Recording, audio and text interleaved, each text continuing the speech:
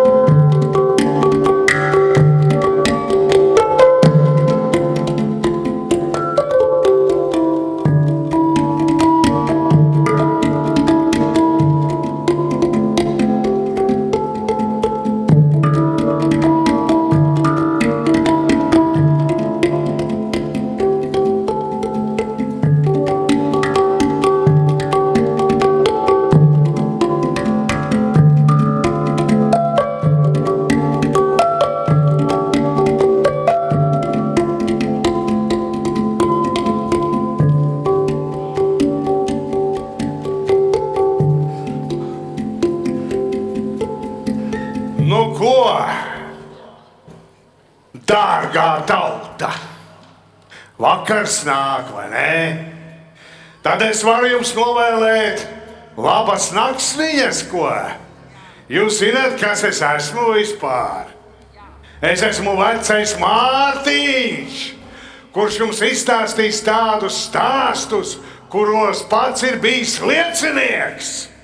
Agrāk ir notikušas briesmīgas lietas, un tas viss ir noticis gar visu jūras krastu, bet it sevišķi Mērsragā un Kolkā. Ziniet, kas ir Mērsrags? Kādreiz viņi ir saukuši par Mortes ragu, tas nozīmē nāves rags. Un es jau teikšu tā, dārgā tauta. Pie mums jau arī tagad notiek briesmīgas lietas. Bet par tām lietām, kas notiek šodien, nāks atkal kāds cits, varbūt es pats. Bet tas būs pēc 100 gadiem, un tad es stāstīšu par to, kas ir noticis vakar un šodien. Bet tagad paklausīsimies patiesību. Es jums vēlreiz saku, tā būs tikai patiesība par tādām lietām, ko jūs dzirdēsiet šodien no manis. Jūs pēc tam varēsiet stāstīt saviem bērniem un mazbērniem. Tikai nenobaidiet viņus. Aiziet, jā? Senākos laikos, dārgā tauta, bija tāda kārtība, ka pirmais burinieks, kurš pēc ziemas iebrauc Rīgas ostā, ticis atbrīvots no nodevām. Tādēļ kuģi centušies to priekšrocību iegūt un ir steigušies pēc iespējas ātrāk nokļūt Rīgā. Kāds kuģis, kurš gribējis būt pirmais Rīgā, braucis garām te Mērsragam un domājis, ka viņš šī pavasarī būs pirmais, bet ir iespiests ledū un nav varējis ceļu turpināt. Kuģa komanda, ieskaitot kapteini un viņa sievu, ir atraduši tādu laipnu patvērumu vietu kāda mērsradznieka mājās. Kapteinis un sieva ir bijuši ļoti bagāti. Tiem līdzi bijis daudz zelta un dārgu apģērbu. No rīta visi šie nelaimīgie kuģi ļaudis tikuši aplaupīti un nogalināti. Pie minētās mājas atradusies arī Virces bedre. Tur nogalinātie kapteinis un viņa sieva ir paslēpti.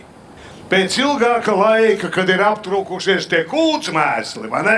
Jūs jau zināt, kā tas notiek, kad aptrūkst tās kūtsmēsli. Tad to bedri ir izrakuši un atraduši daudz kaulu. Bērni ir atraduši galvas kausus un ar tiem spēlējušies. Ha!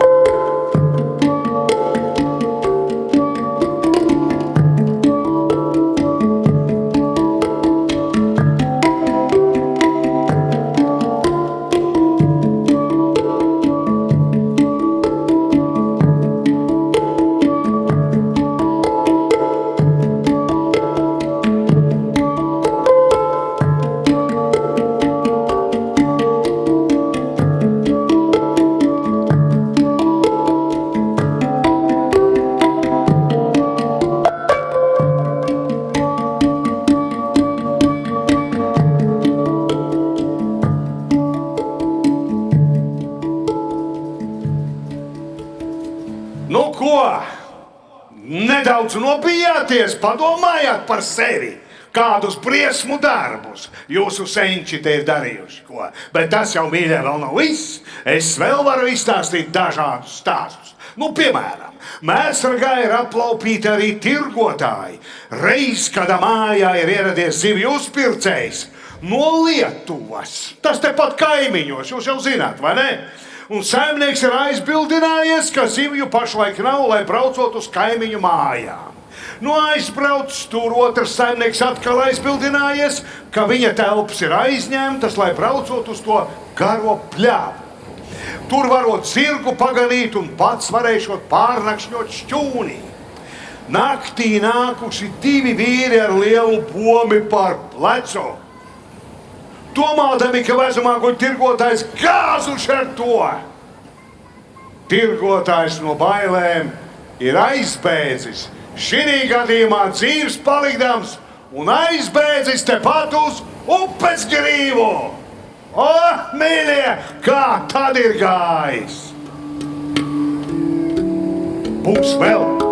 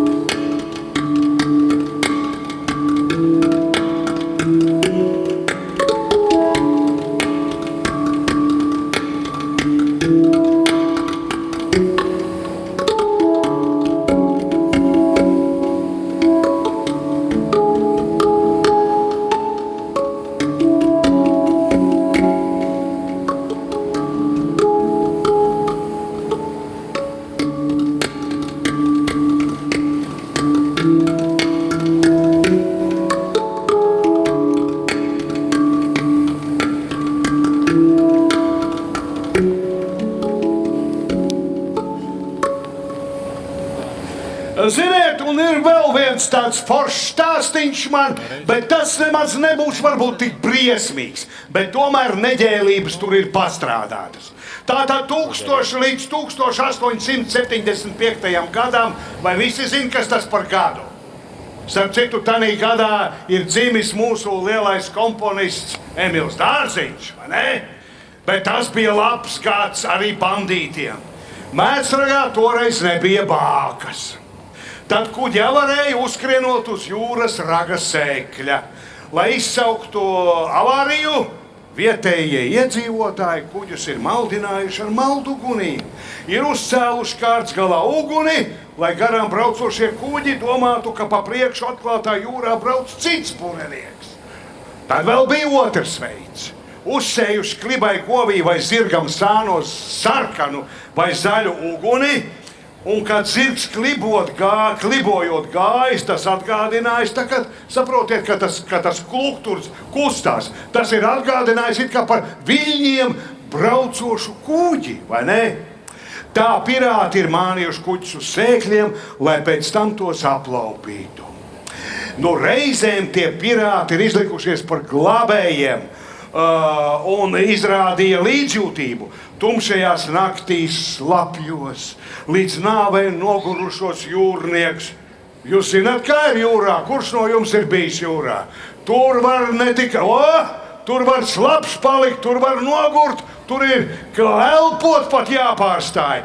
Un viņi viņus nabadzīgus ir noveduši krastā, aicinot uz gocu riju sasildīties un izžāvēt slapjās drēbes. Nu, kad tie jūrnieki ir sagājuši rijā, tās durvis ir aizbultētas no ārpuses, tā, ka nelaimīgie jūrnieki nav varējuši izkļūt laukā. Bet rija iepriekš ir bijusi stipri sakurināta, tāpēc drīz vien ieslodzītie ir nosmakuši bezgaisa telpā. Bet laupītāji bez pūlēm ir iemantojuši jūrnieku drēbes, naudu un citas vērtības, kas nu tiem jūrniekiem bija.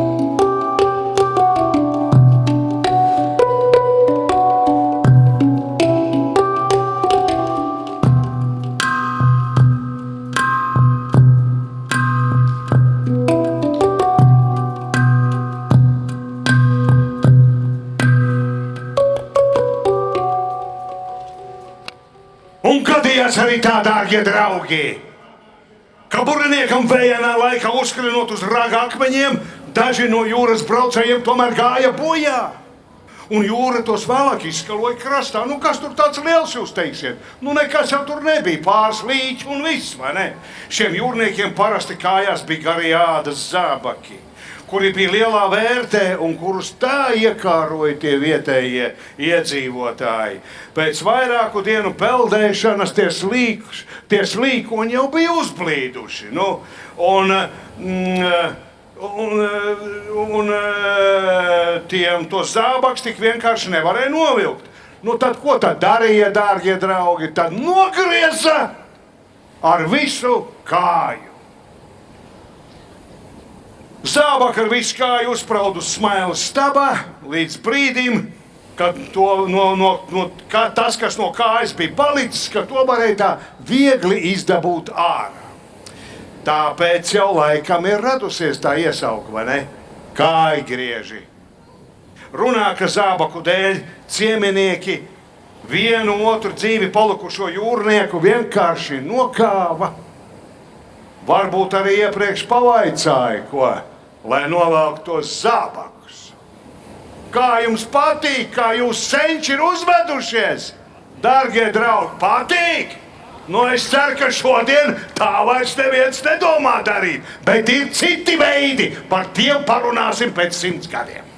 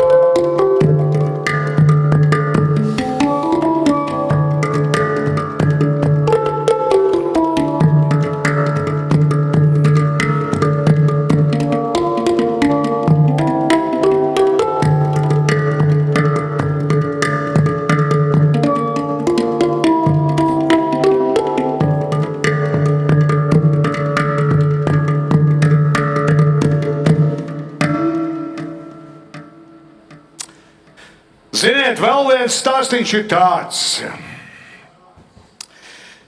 Kādus 5 kilometrus no ciema centra, jūs jau zināt, kur ir ciema centrs, vai ne? Atrodas aizsilnieku mājas. Kurš zina, kur ir aizsilnieku mājas? O! Viens tomēr zina. Nu redz ko. Un tur ir bijusi kādreiz jūras laupītāja Markgrāfa pils.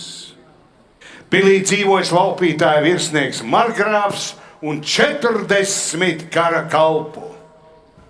No pils neliels celiņš caur biezo lazdu mežu vedis uz jūras malu, kas ir iesaukta par Daudzīti. Nu, tā vieta atrodas apmēram 2 kilometrus no Mērsraga. Tumšajās naktīs pirāti ar zirgiem jājuši uz Daudzīti. Nonākot jūrmalā, viņi tam klibajam zirgam ir uzsprauduši kaklā vējlukturi, un tā tie pirāti ir mānījuši kuģus uz sēkļiem, nu, lai pēc tam zināma lieta viņus aplaupītu.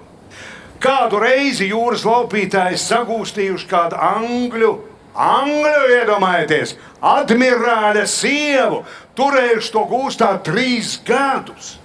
Kad pirāti jau devušies laupīt, gūstekne tomēr izbēgusi un pa mežiem aizgājusi līdz Oktei, bet vēlāk nokļuvusi Rīgā un pēc tam arī Anglijā.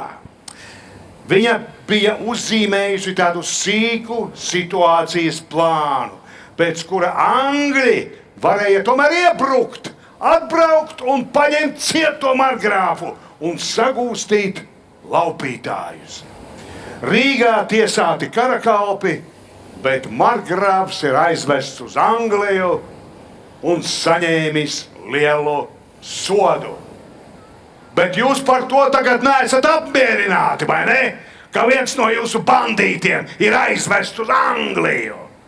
Nevienu vien tur aizvedīs, dārgie draugi. Nu, tad turpinām.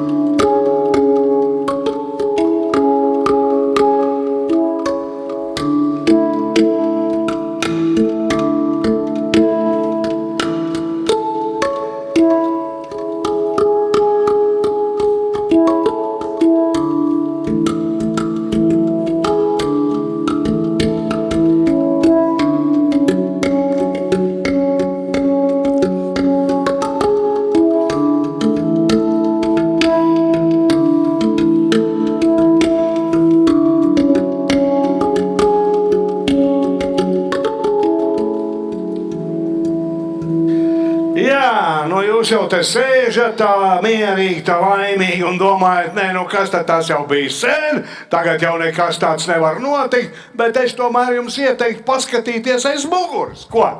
Vai nenāk kāds ar to lielo bomi? Un vai visi ir atnākuši ar zeķiem, jeb kāds ir atnācis zābakos? Tev ir zeķis, nu tad tu esi laimīgais. Bet tie, kas ir atnākuši zābakos, mīļie, tie nekad nevar būt droši, ka to kāju nogriezīs un pakarinās un gaidīs, kad no tā zābaka tā kāja izbirs ārā. Aha!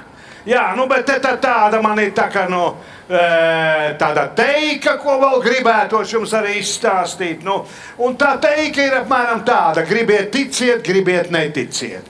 Bet 60 metrus no krasta var redzēt to velna akmeni. Kurš to ir redzējis? Aha! Bet jūs zināt, kāds par viņu ir nostāsts? Ko? Tā sašaurinātā augšdaļa, tā akmeņa augšdaļa paceļas virs ūdens līmeņa un ir labi saredzama no krasta. Jo akmeņainajā ragā velna akmens ir pats lielākais objekts. Pēc teikas tāds stāv rakstīts, ja? Akmeņu raksts ir cēlies velnam būvējot ceļu un tiltu pāri uz Rīgas jūras līci vai pat uz pašu Sāremā. Ja?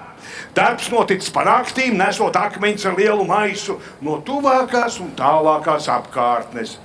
Un ceļš jau kādu gabalu bijis uztaisīts, bet uzsākot būvēt to tiltu, ja, ir iedziedājies, Gailis, pareizi, vismaz tik gudri jūs man esat. Jā. Gailis ir iztraucējis velna darbu, ka tas ir bērs akmeņus jūrā un paspējis iegrozīt pirmo 3 stūrveidu pamatakmeni tiltam. Izskatās, ka velns gribējis to tiltu būvēt pēc Vācijas velnu būvētā tilta parauga. Velnu likumi senos laikos bijuši tādi, ka tilti pār ūdeņiem jābūvē liela pusapļa formā, lai kuģi varētu izbraukt cauri un mierīgākā laikā ūdens atspīdums veidotu tādu pilnu apli. Bez tam apļa augšdaļa būtu tik augstu, ka tā sniegtos līdz pašām debesīm un velnam būtu vieglāk sazināties ar pašu Dievu. Bet var jau būt, dārgie draugi, ka viņš vienkārši gribēja to priekšnieku Dievu pakaitināt. Aha!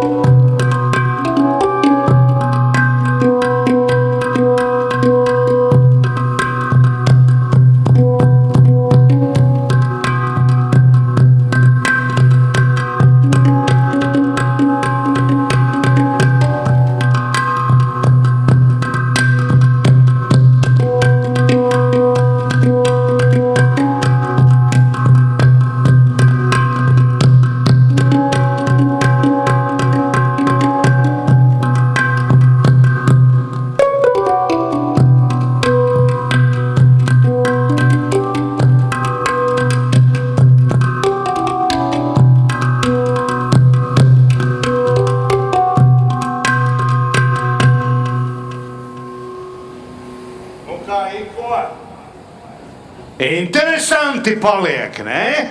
Ko? Ir forši, ne? Paklausīties, kādi jūs esat visi, ne? Jā, un nemaz kauna nav, ne?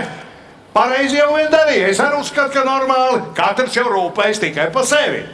Jā, mīļie, bet tas ir tikai iesākums. Man vēl ir 2 gabaliņi, ko jums izstāstīt. Un pēc tam jūs jau paši iesiet uz to bāku un skatīsieties, kur te ir tā sēre, kas aiziet tālu jūrā, jo, kad ūdens ir nokrities, tad tur tos kuģus arī vilināja, lai viņi uzsēžās. Un tad tos jūrnieks rāva krastā un tas kājas grieza nost. Jūs sapratāt? Tomu, ja?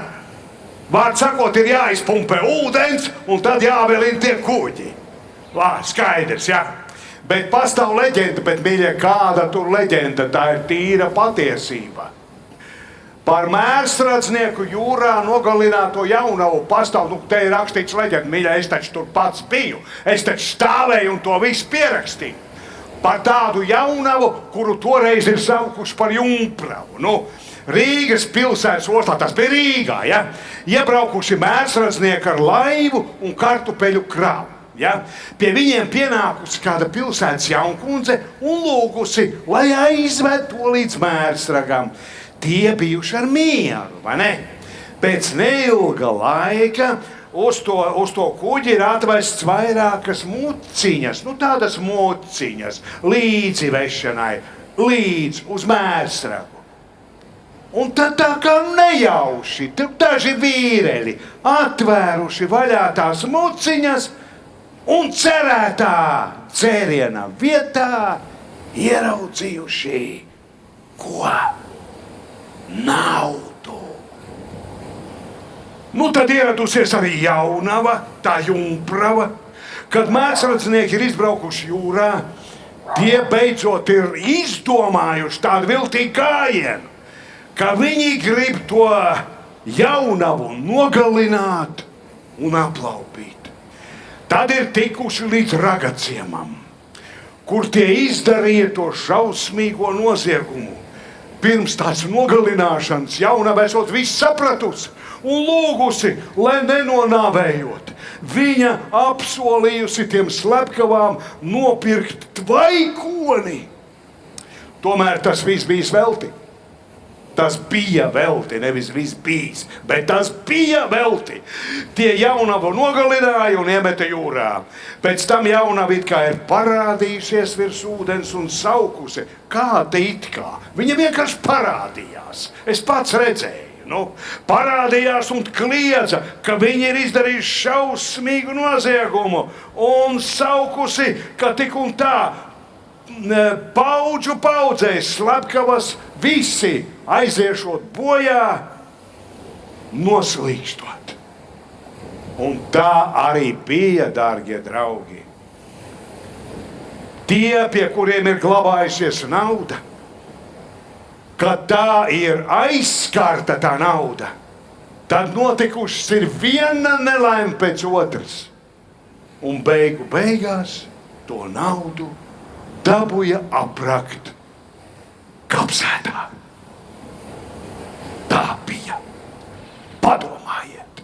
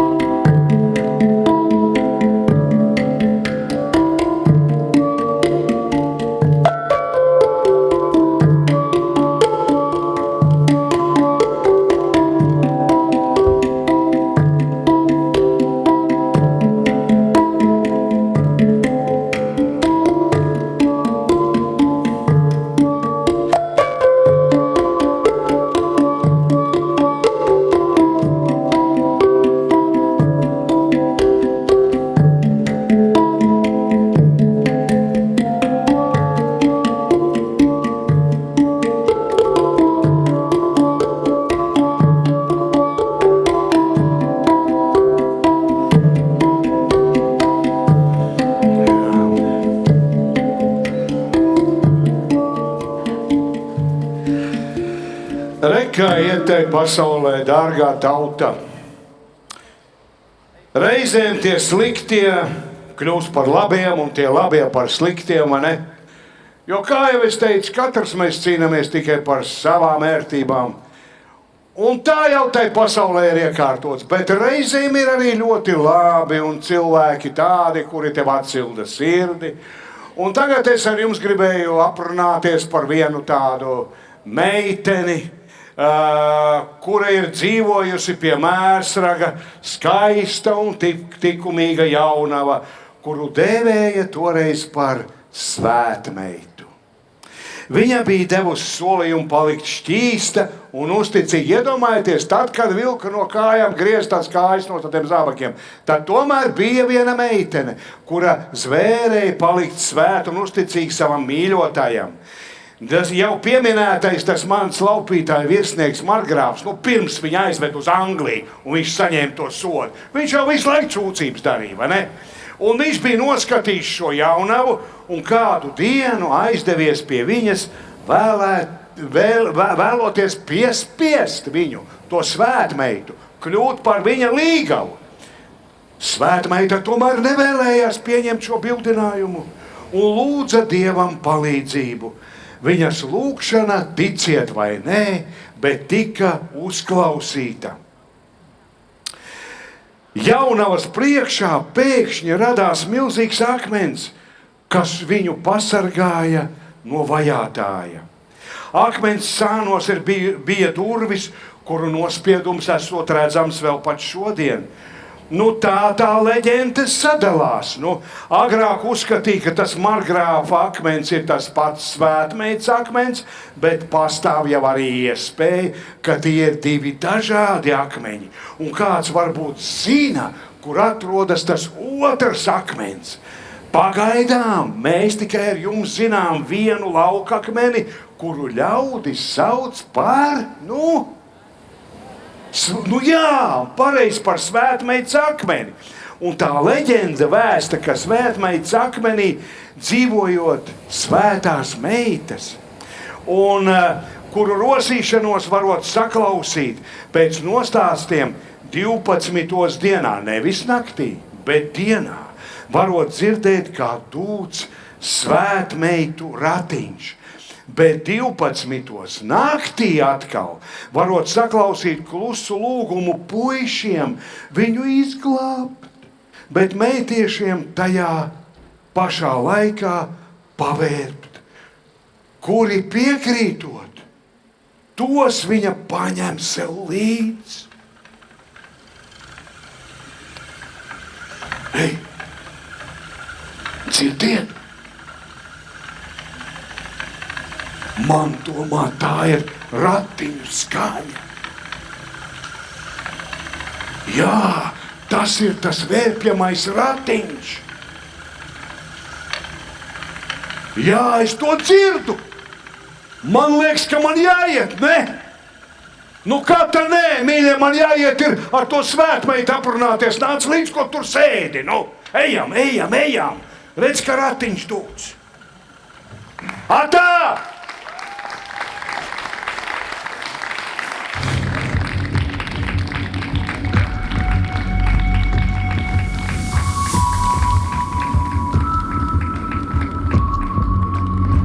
Leģendas dzīvo ne tikai vietā, bet arī cilvēku iztēlē. Jo bagātāka iztēle, jo spilgtāk dzīvojas stāsts. Nevien kā pagātnes atbalsts, bet dzīva pieredze. Šovakar jums bija iespēja ne tikai dzirdēt leģendas, jums būs iespēja gūt pieredzi, dodoties uz vienu no leģendām apītajām vietām – Svētmeitas akmeni. Vai esat gatavi šim piedzīvojumam?